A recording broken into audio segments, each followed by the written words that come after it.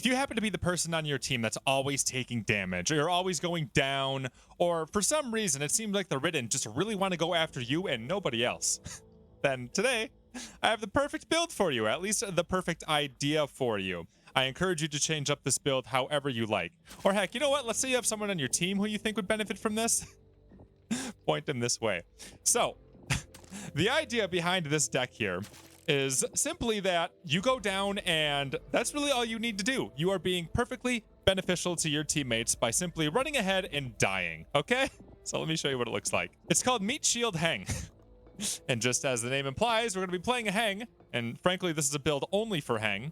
And let me explain how and why it works, because it actually works a lot better than I thought it was going to at first. It works on No Hope. It probably works even better on Nightmare. I'm not sure about Veteran and Recruit, but maybe. You might have to add some negative damage resist to get it rolling. But in case you don't know, maybe I should clarify. Let's go back to Heng here. Heng had a new update with him in this most recent free patch that came out. So let's go ahead and read it. Heng can sense and ping nearby hive entrances, prepper stash doors, and attachments. None of that is new, but they should add to that sentence there that Heng can now see cards, which is actually really nice with the new 15 card format, considering there's like, what, 3 random cards that spawn each map, as well as some basic intel cards. So Heng can locate all of those now, which is actually really nice for the team. But here's the part that really changed for this build in particular. When hit by a Ridden, there's a chance that Heng will create an accessory. This chance increases with damage amount. Now, the big change here is it's not a mutation, it's a Ridden. So, any old freaking zombie can go ahead and smack you and you can make an item. And actually, something to keep in mind with this is I believe you have to take at least 5 damage, and then he has a 10% chance to spawn something. And then the chance for him to create items goes up the more damage he takes. Okay? Now let's go on over to the deck here and talk about it a little bit, because I'm really happy with how this turned out. And one thing to know is if you've played it all recently, you realize it's the 15 card format now. So it does not matter what order these cards are in, because you get all 15 of them right away at the beginning of the match. It doesn't matter. Okay? So this is, the orders are relevant. It's only just for talking. So since we're going to be playing Meat Shield Heng, and the whole point is that you run forward and take damage and go down, well, we need to make it so that we can take damage and go down a lot. So we're going to have life insurance, second chance, and needs of the many, simply because we want to have a lot of extra lives. And now you might be thinking, well, okay, I get it. You go ahead and you take damage and you make items. I already figured that part out. That's not the point of the build. The reason why this build is interesting to me is because when you actually go down to the ground and you're in the bleeding out status, you have way more HP. Like, way more HP. Meaning that you have a huge opportunity to spawn a ton of items for your team whenever you are down. So this actually works really well if you run way ahead of everyone, and then you go ahead and get down, because then the zombies will stay on you. Because if your teammates get too close, they'll run up, the zombies will lose their aggro on you and they'll run to your teammates. So you actually kind of want to be ahead of your teammates, or at the very least somewhere in a doorway so they get pinched on top of you. And the more the zombies hit you while you're down, the more items you'll spawn. And since your health pool just skyrockets when you're in the down state, it gives you a ton of items every single time you go down.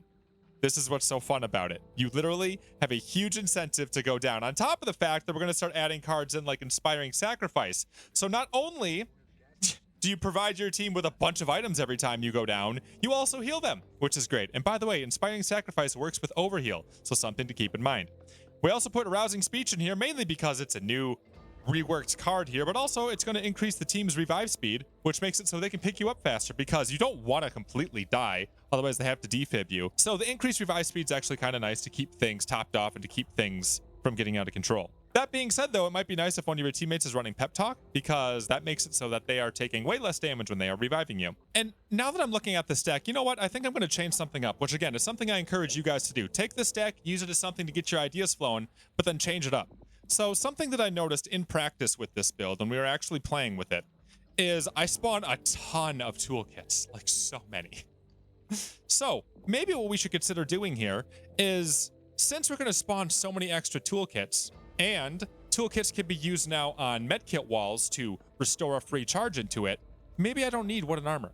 Maybe instead what I should be doing is going something like tool belts, because then not only am I going to heal up my trauma anyway if I am making a bunch of toolkits, but then I'm also helping out the whole team, because again, Copper is a lot more stingy than it was before, so buying upgrades is a lot harder than it was before.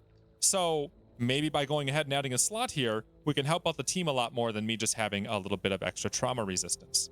And my trauma's still probably going to be okay anyway, considering that we're going to be making a bunch of toolkits, which will allow us to heal off a lot of that trauma.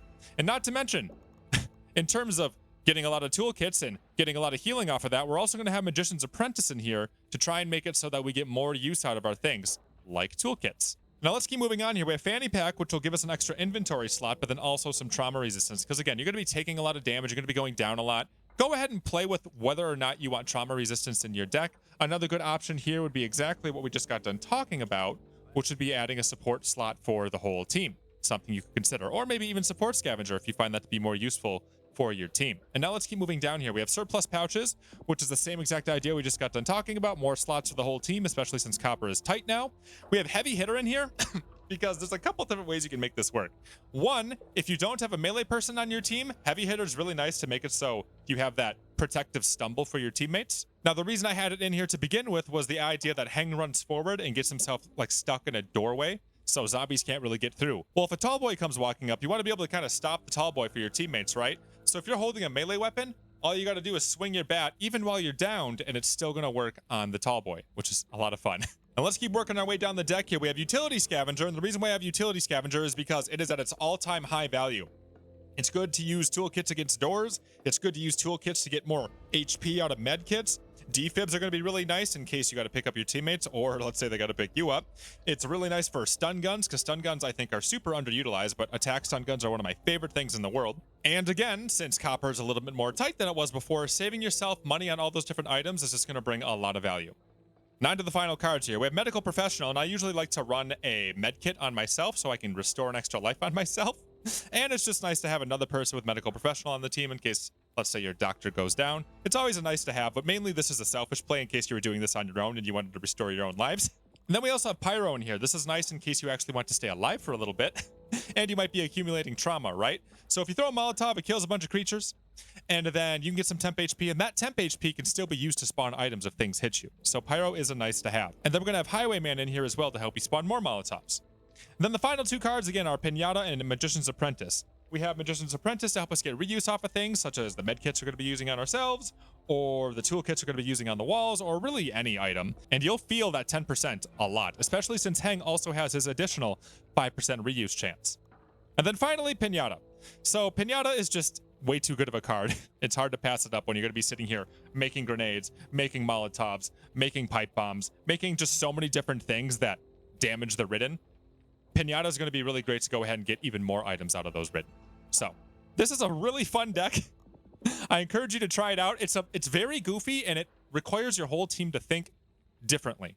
But once your team actually kind of understands what you're supposed to do with this, it's a lot of fun. So go ahead and try it out. If you feel like you need something new to do in Back for Blood, this is definitely a new way to play the game. And again, go ahead and change up the deck however you like, whatever you feel makes more sense for you. But the whole point of this deck was to explore something new that we can do in the game with this most recent patch, and to go ahead and utilize a few of the cards that got reworked. That way you can feel all the new stuff that's going on in the game. Okay? So I hope you guys enjoyed it. We stream just about every single night, twitch.tv/SwingPoynt. Link will be in the description and also the top comment. And then also, if you want to see more videos that we cover on this game, please consider subscribing down below. And actually, we're going to be playing a new mini game here called Kick Chicken, which is a totally inside a Back for Blood mini game that we made up on stream. Trust me, you guys are probably going to like Kick Chicken. So thank you guys. You guys are awesome, and I'll see you in the next video that we do around here.